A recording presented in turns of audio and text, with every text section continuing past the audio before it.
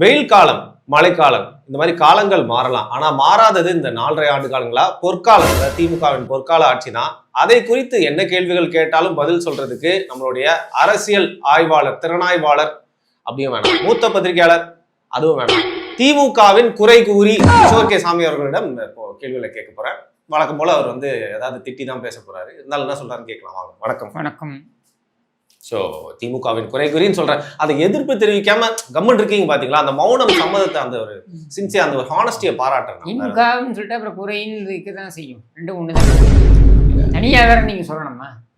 வர வர சிந்திக்கிற மாதிரி பேசுவாரு கிஷோர் கே சாமி. இப்போ சிரிக்கிற மாதிரி பேசுறாரு. ஆனா எங்க அவரோட பழைய வீரியம் எங்க? அப்படி சிரிக்கிற மாதிரி ஆட்சி நடந்தா அப்புறம் சிந்திக்கிறதுக்கு எங்க இடம் இருக்கு? அப்படி வரீங்க நீங்க? ஆமா. வர்றேன் பூரா மொத்தமா என்னையவே குறி வச்சு வந்தா நான் என்னடா பண்றது? ரைட். இன்னொரு விஷயம் என்னன்னு பாத்தீங்கன்னா, இப்போ பெரிய கருப்பன் அவரை பத்தி உங்களுக்கு தெரியும். அமைச்சர் பெரிய கருப்பன் அவர் தொகுதியில அவர் பண்ணாத வேலை, அரசியல்ல அவர் பண்ணாத வேலை கிடையாதுன்னு ஒத்துக்கிறேன். அரசியல்னு நீங்க சொல்றீங்க, அதை கடந்து அவர் பண்ணாத வேலை கிடையாது. அதனாலதான் அவருக்கு பட்டப்பெயரே இருக்கு, ஐஸ் ஃப்ரூட் பெரிய கருப்பன் என்று.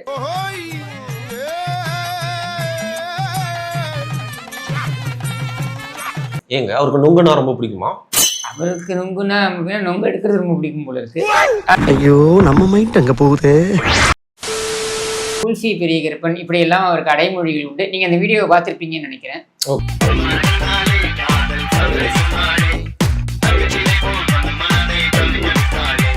அத வேற ஞாபகப்படுத்திட்டீங்க. நெஞ்சமெல்லாம் பொண்ணா இருக்கு தம்பி, மறக்க முடியல. இல்லங்க நான் வேற ஒரு வீடியோ பார்த்தேங்க. உனக்கு கிடைக்கும்டா.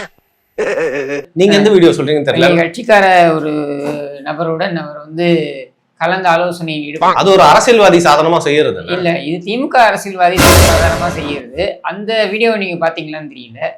அந்த வீடியோ மிக பிரபலமானது. பெரிய கருப்பனுடைய வீடியோ மிகப்பெரிய பிரபலமானது. அதுல பாத்தீங்கன்னாக்கா எக்ஸ்பிரஷன்லாம் பயங்கரமா கொடுத்துருக்கு. சிவாஜி எல்லாம் தூத்து விடுவாரு, அந்த மாதிரியான எக்ஸ்பிரஷன் எல்லாம் கொடுத்திருப்பாரு. அப்படி சுகமா இருக்கா அப்படின்னு எக்ஸ்பிரஷன் எல்லாம் கொடுத்திருப்பாரு. உச்சத்தை அடைந்திருப்பார், அப்படியான எக்ஸ்பிரஷன் எல்லாம் கொடுத்திருப்பாரு. சரியா?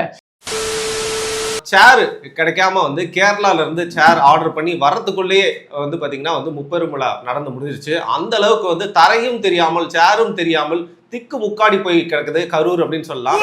இன்னும் கூட்டம் கிளம்பி வந்துட்டு இருக்க கூட்டம் பாத்தீங்கன்னா கரூர்ல நம்ம பேசிட்டு இருக்க இந்த நேரத்துலயும் லாரியா அந்த பஸ்ஸா ஏறி வந்துட்டே இருக்காங்க.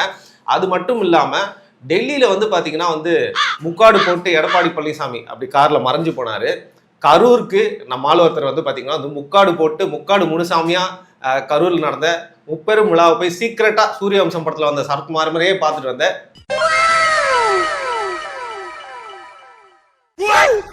நான் முக்காடு போட்டு சீக்கிரட்டா போனேன்னாக்கா முக்காடு போட்டு சீக்கிரட்டா பார்த்தேன். மற்றவங்க எல்லாம் யாரு? அங்க எல்லாருமே முக்காடு தானே போட்டுக்கிட்டு இருந்தாங்க. ஏன்? ஆமாங்க, மழை வந்துருச்சு, வேற ஒன்றும் பண்ண முடியல. அதனால முக்காடை போட்டு தானே எல்லாம் ஓடினாங்க வெளியில. அதுவும் ஸ்டாலின் பேசிக்கிட்டு கொண்டு இருக்கும் பொழுதே எல்லாம் ஓடினாங்களே வெளியில. எப்படி ஐபோன் கண்டுபிடிச்சான்? மூளையை வச்சுதான் பில் கேட்ஸ் பணக்காரனா. மூளையை வச்சுதான் ஸ்டீவ் ஜாப்ஸ் ஐபோன் கண்டுபிடிச்சான். அந்த ஐபோன்ல எத்தனை இருக்குறா? அது இன்னொருக்கு 8 கோடி ரூபாய் கொடுத்தாங்க. ஆனா அவன் 2 விக்கெட் கூட எடுக்கல. இன்னும் பேசிக்கிட்டு தான் சார் இருக்கான். என்னைக்காவது இதெல்லாம் சரி. இப்போ இவ்வளவு பெரிய ஒரு முப்பெரும் விழா வெற்றி பாத்தீங்கன்னா அதுல இருந்த என்ன வெற்றிங்க? கூட்டம் தான் பேசிக்கிட்டு, ஸ்டாலின் பேசிக்கிட்டு இருக்கும் பொழுதே அதான் வெளியில போறாங்க. 1,00,000 சேர் போட்டுருந்துருக்காங்க. அதாங்க, அதுல ஒரு 60,000 சேர் காணாம போயிடுச்சாங்க. என்னங்க சொல்றீங்க? அதான் எல்லாம் தூக்கிட்டு போயிட்டாங்க. ஏங்க திமுக காரங்களை பத்தி தப்பா சொல்லாதீங்க. அவங்க வாழைத்தார் கட்டி வச்சிருந்தா அந்த மாதிரி ஏதாவது தான் அவங்க தூக்கிட்டு பறிச்சுட்டு போவாங்க. நீங்க வேற. அவங்க இதுல திமுகவுக்கே களங்கம் ஏற்பட்டது என்னன்னா, 1,00,000 சேர்ல எப்படி 60,000 சேர் தான் தூக்கிட்டு போனாங்க. ஏன் 40,000 சேரை விட்டு போனாங்க அப்படின்றதான். அந்த மழை பெஞ்சதுனால விட்டு போனாங்க, இல்லைன்னா அதையும் விட்டு போயிருக்காங்க. ஒரு சேர்லயும் ஒரு பை, அதுல பாத்தீங்கன்னாக்கா மிக்சர். ஸ்டாலின் பேசும்போது வேற என்ன பண்ண முடியும்? மிக்சர் தான் சாப்பிடணும். சரியா? 4.5 ஆண்டுகள் ஸ்டாலின் அதான பண்ணிட்டு இருந்தாரு.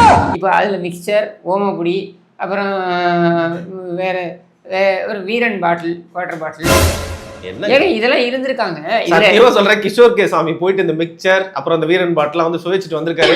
தாவேக்காவோட மாநாட்டுல முக்தார் போனார், மாட்டிக்கிட்டாரு. திமுக தலைவன் உள்ள போய் பையா போயிட்டு வந்திருக்காங்க. வீரன் பாட்டில் கொடுத்து நீங்க தான் பெரிய ரிவ்யூவே கொடுத்தீங்க. வணக்கம் இடமலம் நேயர்களே. சில நேரத்தில் சில பேர் முகத்தில் இருக்க அந்த சிரிப்பு பார்த்து நம்மளுக்கும் அந்த சந்தோஷம் தொற்றிக்கொள்ளும். தமிழ்நாடே ஆடி போயிருக்கு. ஏன்னா சாமந்தி பூ மாதிரி எப்பவுமே ஃப்ரெஷ்ஷாக இருக்கக்கூடிய நம்ம சிஎம்மோட முகம் வாடி போயிருக்கு. சம்பந்தி இறந்த அந்த துக்கம் தாங்காம பத்தி பேர இப்படி அநியாயமா எங்களை விட்டுட்டு போயிட்டீங்களே. ஒரு பக்கம் தமிழ்நாட்டுக்கு உண்டான அரசியல் பணிகளையும் செஞ்சுட்டு அந்த துக்கத்தையும் வந்து மறைச்சிட்டு இருக்கிற முதல்வருடைய வேலைகளை என்னைக்குமே குறை கூறிட்டு இருக்க கிஷோர் கே சாமிகள் கிட்ட தமிழ்நாட்டின் அரசியல் நடப்புகள் பற்றி கேள்விகள் கேட்டு தெரிஞ்சுக்கலாம். வணக்கம். வணக்கம். அது என்ன ஆடி போயிருக்கு ஆவணி வந்திருக்குன்னு டிஆர் ராஜேந்திரன் மனசுல இல்லைங்க, தமிழ் வந்து ஒரு செம்மையான மொழி. ஆடி அவர் வந்து ஆடி போயிருக்கு. அதுக்கு மேல என்ன தமிழ்நாடே ஆடி போயிருக்கு. ஆடி போயிருக்கு, ஆவணி வந்திருக்கு, பாடி இப்பதான் வீட்டுக்கு வந்திருக்கு.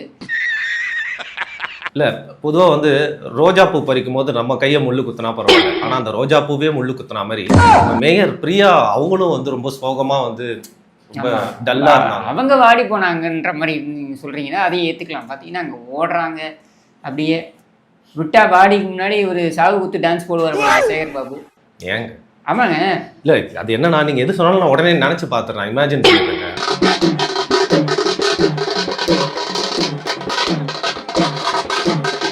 ஒரு திறமையெல்லாம் அங்கே தானே காட்ட முடியும். ஊதுவத்தி வாங்கிட்டு வரதுலேருந்து எல்லா வேலையும் அவர் பார்த்துக்கிறாரு. ஏம்பா சுடுகாட்டுக்கு சொல்லியாச்சா? சொல்லியாச்சுங்க சார். ஏன் பாட ரெடியா ஆச்சுங்க? சீக்கிரம். திமுகன்றது ஒரு குடும்பம் இல்லையா? கண்டிப்பா ஒரு குடும்பம் தான் திமுக. திமுகன்றது ஒரு குடும்பம் இல்லை, ஒரு குடும்பம் மட்டுமே திமுக. அதற்கு சேவகம் செய்வதற்கு இந்த சக திருடர்கள் இவர்கள் எல்லாரும் கூட இருப்பாங்க, அவ்வளவுதான். இதான் திமுக. சாரிங்க. டேய் மகனே, இது அப்பா நீ எங்கடா இங்க? அத நான் சொல்றேன். அண்ணா நீ எங்கடா இங்க? அத நான் சொல்றேன். சின்னண்ணா நீ எங்கடா இங்க? அத நான் சொல்றேன். எப்பவுமே அவங்கள வேற மாதிரி மோர் தேன் லைஃப் இமேஜ் நீங்கள் ப்ரொஜெக்ட் பண்ணுறீங்க, இல்லை தவறாவே காட்டுங்க. அவங்களும் மனுஷங்கான்றதை எனக்கு எப்போ நான் பார்த்தேன்னா, இன்பநிதி அவர்கள் அப்படியே இருந்த வண்ணமாமே அப்படியே வீட்டில இருந்து வந்து அப்படியே ஷார்ட் ஆதி மனிதன் டிஷர்ட் மாதிரி உடை இல்லாம வந்தாரா? இல்லைங்க, ஒரு ஷார்ட் டிஷர்ட் போட்டு கேஷுவலாக வந்துட்டாரு அப்படிங்கிற. ஏன் இப்போ என்ன அவர் ஷார்ட்ஸ் டிஷர்ட் போட்டு வந்ததுன்னு பெரிய ஒரு சாதனையாக சொல்கிறீங்களா? பேண்ட்டு கிடச்சிருக்காது, சொன்னால் போய் வாங்கிட்டு வர போகிறாரு நம்ம சேகர் பாபு. வீட்டில் மளிகை சாமான் வாங்கி போடுறவருக்கு ஒரு பேண்ட்டு வாங்கிட்டு வர முடியாதா? ஏ பாபு இப்போ வாங்கிட்டு வரனா வாங்கிட்டு வர போகிறாரு. சேகர் பாபுவோட செல்ல பேர் பொக்க பாபு. அதில் பொக்க பாபு போய் வாங்கிட்டு வரனா வாங்கிட்டு வர போகிறாரு. ஒருத்தரும் அவரை கூப்பிட்டுருக்கவே மாட்டீங்க, நீங்கள் உண்டாக்கலாம்னு பார்க்குறீங்க. போய் நீங்கள் போய் அந்த அவர் ஏரியாவில் போய் கேளுங்க, அவர் பேர் பொக்க பாபு. நான் போயிட்டு அவர் ஏரியாவில் போயிட்டு உங்கள் அமைச்சர் பேர்னா பொக்க பாபு அப்படின்னு கேட்கணும். அவங்க வந்து ஆமாப்பா பொக்க பாபு தான் சொல்லி அனுப்புவாங்களா? நீ கேட்டீங்கன்னா தெரிய போகுது. ஏங்க அங்கே போய் விசாரிச்சீங்கன்னா தெரிய போகுது. பொக்க பாபு, பேக்கரி பாபு, இதெல்லாம் அவர் பேர் கொடுத்துருக்கின்ற பட்ட பேர். ஆங்கர் வேலை பார்க்குறது எவ்வளோ கஷ்டம் தெரியுமா? நான் எதிர்த்து கேள்வி கேட்டால் அந்த கட்சிக்கு சொம்பு தூக்குறான்னு, அப்படியே கேள்வி கேட்டால் அந்த கட்சிக்கு சப்போர்ட் பண்ணுறாங்க. நீங்கள் போயிட்டு வந்தேன் நான் அடி வாங்க வச்சிருவீங்க போல இருக்கு. சரி, அடி வாங்க உண்மையாவேங்க. அங்கே இருக்கக்கூடிய ஆட்களை கேட்டிங்கன்னா அவர் சொல்லுவாங்க சேகர் பாபுவோடைய இயற்பெயர், அதாவது அங்கே வைத்திருக்கின்ற அந்த ஏரியா மக்கள் வைத்திருக்கின்ற பெயர் வந்து முதல்ல அவர் அறியப்பட்ட பெயர் பொக்க பாபு, அப்புறம் பேக்கரி பாபு, அப்புறம் இப்போ அமைச்சரானதுனால பொக்க பாபு ஆகிய நான் அப்படின்னு போய் பொக்க பாபு என்னும் நான் அப்படின்னு சொன்னா நல்லா இருக்குமா? அதனால சேகர் பாபு அப்படின்னு அவரே இது பண்ணிக்கிறார், அவ்வளவுதான். துறைமுகத்துக்கு நம்ம 2 பேரும் கேப்ல போறோம், உங்களை ஓட விட மாட்டேன், அப்படியே கையை பிடிச்சிட்டு நான் கேட்பேன்.